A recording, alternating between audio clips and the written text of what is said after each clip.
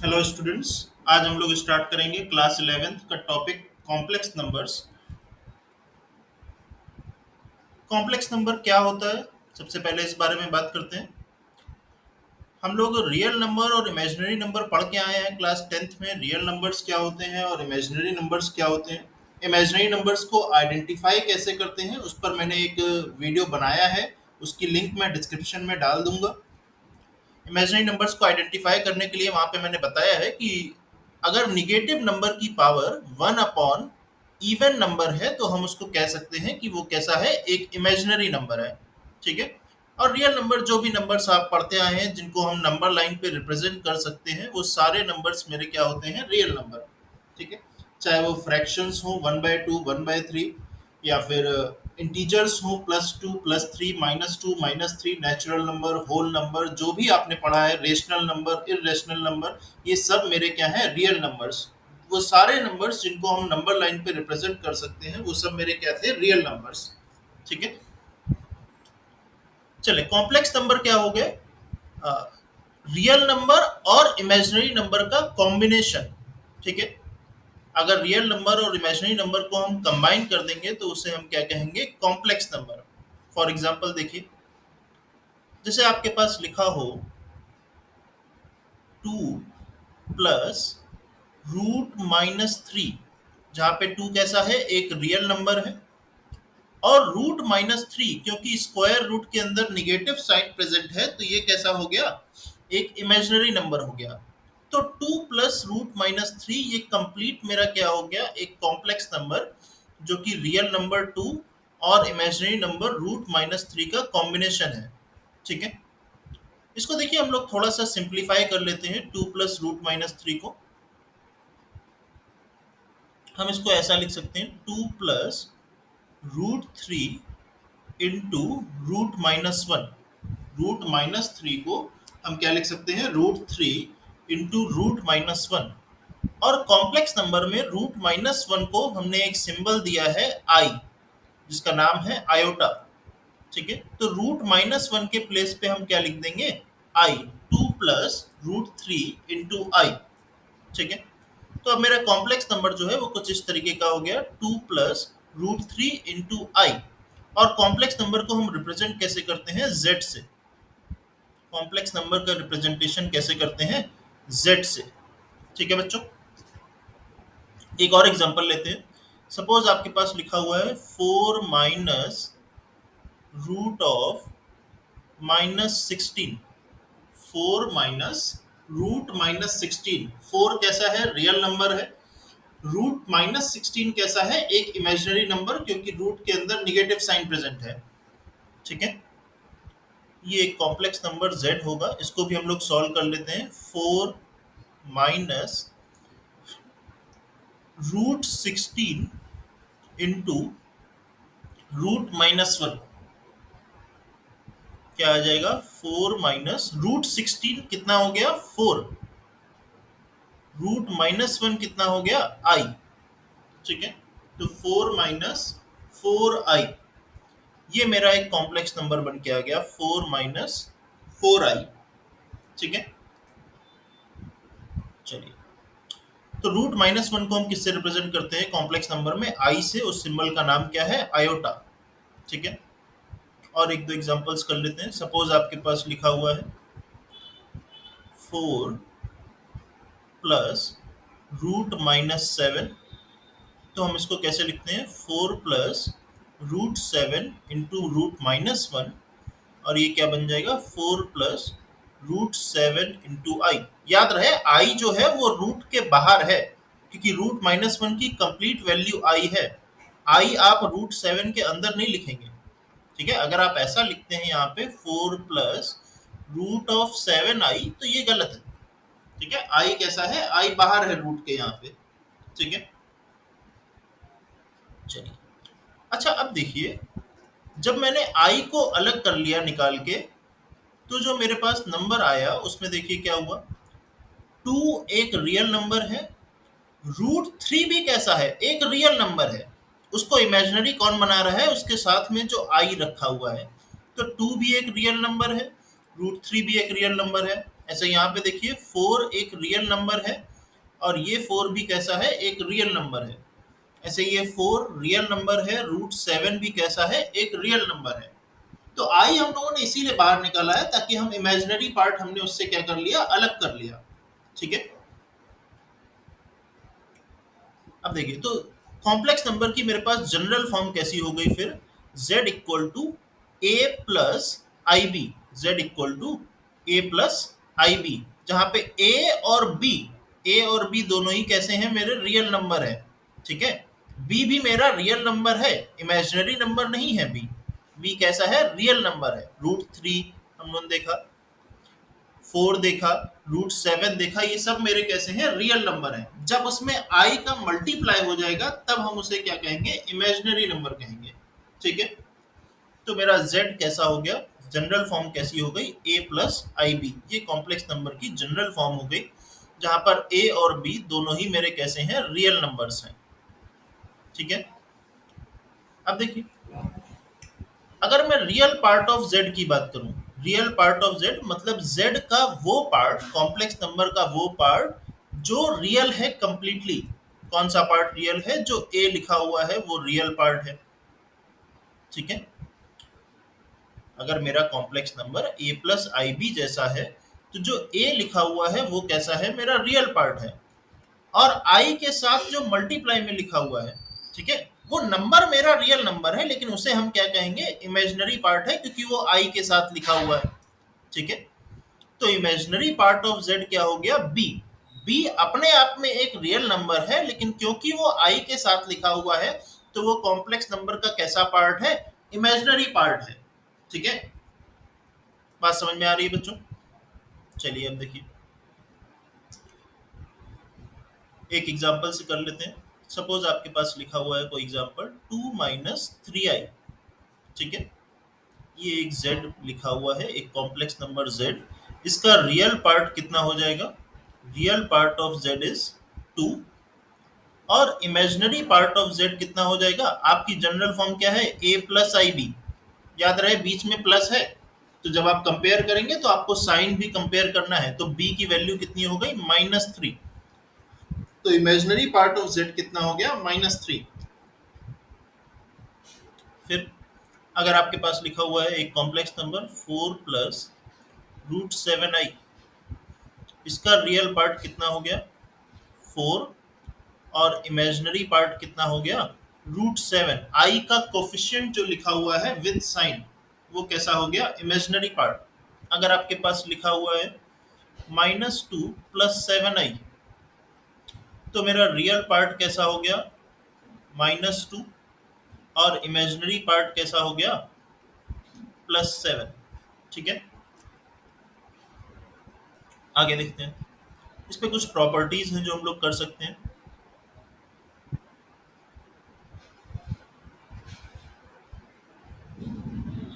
अब सपोज जो आपके पास कॉम्प्लेक्स नंबर था z equal to a plus i b, अगर इसमें रियल पार्ट ऑफ z कैसा हो, जीरो हो, real part of z zero हो, मतलब a मेरा कैसा हो, जीरो, तो मेरा कॉम्प्लेक्स नंबर कैसा बचेगा, z equal to i b, z equal to i B.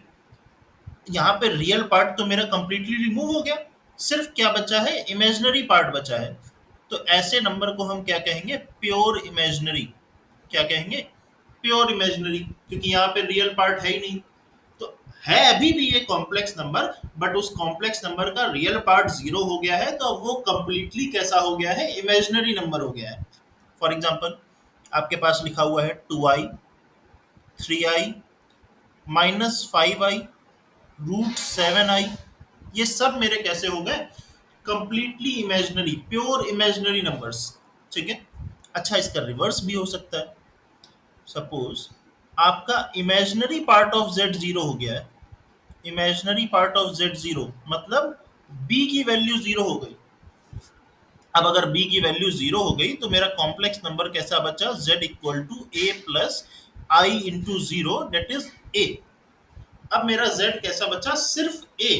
तो सिर्फ a मतलब ये कैसा हो गया, प्योर रियल नंबर। कैसा हो गया, प्योर रियल नंबर। अब यहाँ पे कोई भी इमेजिनरी पार्ट नहीं है, तो आपने प्योर रियल नंबर के एग्जाम्पल आप जानते हैं? अभी तक हम लोगों ने जो भी पढ़ा, टू, 1/2, -2, √3, ये सब मेरे कैसे थे? Pure real numbers. यही सब तो रियल नंबर्स आप पढ़ते आए हैं बचपन से, जो आप नंबर लाइन पर रिप्रेजेंट करते हैं। Positive integers, negative integers, positive fraction, negative fraction, rational number, irrational number, √2, √3, इन सब को हम नंबर लाइन पर रिप्रेजेंट कर सकते हैं। ये सब मेरे कैसे हो गए? Pure real number. तो बचपन से आपने जो भी नंबर पढ़े थे बच्चों, प्योर रियल नंबर, या जिनको हम सिर्फ रियल नंबर कह रहे थे, वो भी एक टाइप के कॉम्प्लेक्स नंबर थे जिनका इमेजिनरी पार्ट कैसा था? जीरो था। ठीक है? तो आप बचपन से कॉम्प्लेक्स नंबर पढ़ते आ रहे हैं, बस उसका नाम आपको नहीं पता था। तो वो भी जो आप नंबर्स पढ़ते आ रहे थे बचपन से, वो भी कैसे थे? कॉम्प्लेक्स नंबर थे, लेकिन उनका इमेजिनरी पार्ट कैसा था? जीरो था। ठीक है? अब आपको जो पढ़ना है, इमेजिनरी पार्ट जीरो नहीं है, तो हम उसको कॉम्प्लेक्स नंबर कह के पढ़ रहे हैं। ठीक है? चलिए, तो मेरे पास ये कंडीशंस भी हो गई कि अगर मेरा इमेजिनरी पार्ट जीरो है तो नंबर कैसा होगा? प्योर रियल होगा। अगर मेरा रियल पार्ट जीरो है तो नंबर कैसा होगा? प्योर इमेजिनरी होगा। क्वेश्चंस में आप कैसे यूज करेंगे? मे बी आपको चेक करने को कहा गया होगा कि चेक करिए कि प्योर रियल है या प्योर इमेजिनरी है। तो अगर रियल पार्ट जीरो है तो प्योर इमेजिनरी है, इमेजिनरी पार्ट जीरो है तो प्योर रियल है। या फिर वो क्वेश्चन में आपको बता देंगे कि given complex number is a pure real number. अगर प्योर रियल नंबर है तो उसका imaginary part equal to zero आप पुट कर देंगे। ठीक है? वहां पे कुछ क्वेश्चन आपको गिवन होगा। सपोज आपके पास क्वेश्चन ऐसा है, ठीक है, देखिए कि एक कॉम्प्लेक्स नंबर है z equal to 2 + k-3i, 2 + k-3i। ठीक है? अब इसमें वो कह रहे हैं कि ये कंप्लीटली प्योर रियल नंबर है। ठीक है? अगर ये प्योर रियल नंबर है तो k की वैल्यू क्या होगी? आपके पास क्वेश्चन ऐसा लिखा होगा, for what value of k, for what value of k z is pure real number. k की किस वैल्यू के लिए z कैसा है? प्योर रियल नंबर है। तो मुझे पता है प्योर रियल नंबर कब होगा? जब उसका इमेजिनरी पार्ट कैसा होगा? जीरो होगा। Imaginary part of z should be zero. For pure real number, imaginary part of z should be zero. Imaginary part of z क्या होता है? I का कोफिशियंट विद साइन। I का कोफिशियंट यहाँ पे कैसा है? विद साइन, प्लस साइन है। k-3 should be zero. तो यहाँ से k की वैल्यू मेरे पास आ गई। जब k की वैल्यू 3 होगी तो मेरा नंबर कैसा बन जाएगा? प्योर रियल बन जाएगा। ऐसे ही आपके पास इमेजिनरी के लिए क्वेश्चन आ सकता है कि रियल पार्ट में कुछ अननोन लिखा होगा और आपसे कहा जाएगा कि मुझे बताइए कि k की किस वैल्यू के लिए, या उस अननोन, जो भी अननोन वहां पे लिखा हुआ है पर्टिकुलर क्वेश्चन में, उस अननोन की किस वैल्यू के लिए मेरा नंबर प्योर इमेजिनरी होगा। सपोज आपके पास एक नंबर लिखा हुआ है z equal to a² - 4 + 2i, a² - 4 + 2i। ठीक है? अब इसमें आपसे पूछ सकते हैं, for what value of A z is pure imaginary. For what value of A z is pure imaginary. तो मुझे पता है इमेजिनरी नंबर कब होता है, प्योर इमेजिनरी कब होता है? जब कॉम्प्लेक्स नंबर का रियल पार्ट जीरो हो। तो real part of z should be zero. अब देखिए बच्चों, रियल पार्ट कौन सा है? आपको एक से ज्यादा टर्म दिख रहे हैं। अब दो से ज्यादा टर्म, हम लोगों ने a + ib किया तो वहां पे दो टर्म थे, एक a और एक ib। अब यहाँ पे दो से ज्यादा टर्म दिख रहे हैं, तो डिफरेंशिएट कैसे करेंगे? जो आपका i नहीं है, जिस टर्म में i नहीं है, वो सब क्या है? रियल है। जहां पे i है वो क्या है? इमेजिनरी है। तो a² और -4 दोनों में ही i नहीं है, ये कैसा पार्ट है? रियल पार्ट है। तो रियल पार्ट ऑफ z कैसा हो गया? a² - 4। And for being pure imaginary number, real part of z कैसा होना चाहिए? जीरो होना चाहिए। मींस a² - 4 की वैल्यू कैसी होनी चाहिए? जीरो होनी चाहिए। a² की वैल्यू 4 होनी चाहिए, और अब आप रूट लेंगे तो a की वैल्यू +-2 होनी चाहिए।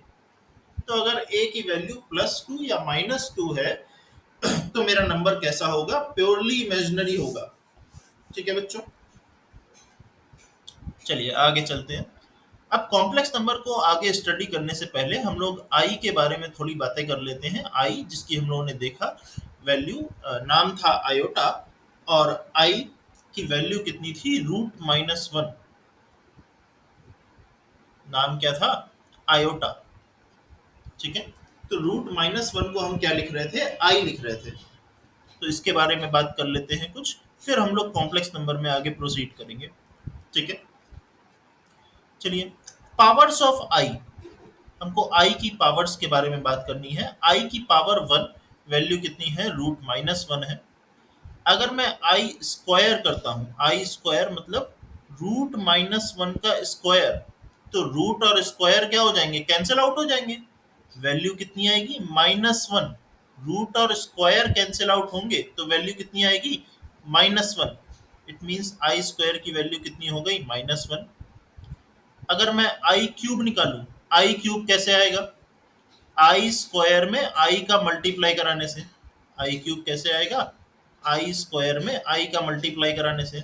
और आई स्क्वायर की वैल्यू कितनी थी? -1 इंटू आई, तो आई क्यूब की वैल्यू कितनी हो गई? -आई। ठीक है, कोई डाउट? आई की पावर 1 था √-1, आई स्क्वायर की वैल्यू हो गई -1। आई क्यूब की वैल्यू हम लोगों ने कैसे निकाली? आई स्क्वायर में आई का मल्टीप्लाई करा दिया तो आई क्यूब बन जाएगा।